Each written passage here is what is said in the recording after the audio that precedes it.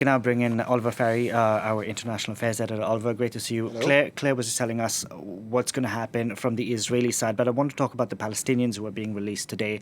What do we know about these 39 people? Well, Israel will, in return, assuming that the first batch of 13 Israelis are released, they will release 39 Palestinian prisoners, 24 women and 15 male minors. They too, like the the hostages from Gaza, will be handed over to the International Committee of the Red Cross. A total of 150 will be released over the next few days, with more possible if Hamas frees more than its promised 50 hostages. Israel has prepared a list of 300 prisoners, 123 of whom are under the age of 18, some of them as young as 14. Now, several of the 33 women on the list have been convicted for their role in attacks against Israeli security forces, but Israel was very firm on not releasing anyone convicted of murder.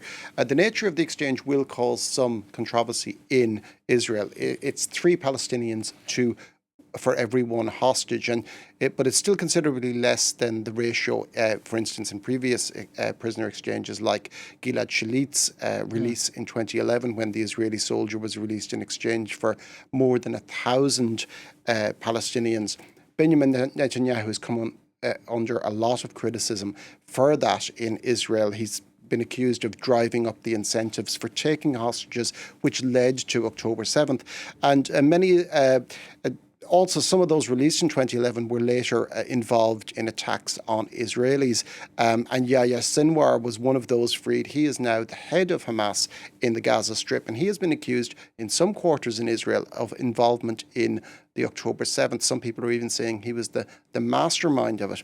But as long as there are Palestinians in Israeli jails, there will be efforts by Hamas to use hostages as a bargaining chip. There are currently about 8,300 Palestinians in Israeli detention, and more than 3,000 of those are in what is called administrative detention. This is incarceration without trial or charge.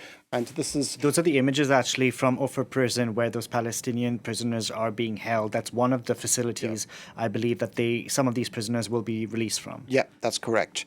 And the other of the 8,300 have been convicted for a range of offences ranging from throwing stones at security forces and arson to much more serious crimes like murder and terrorism.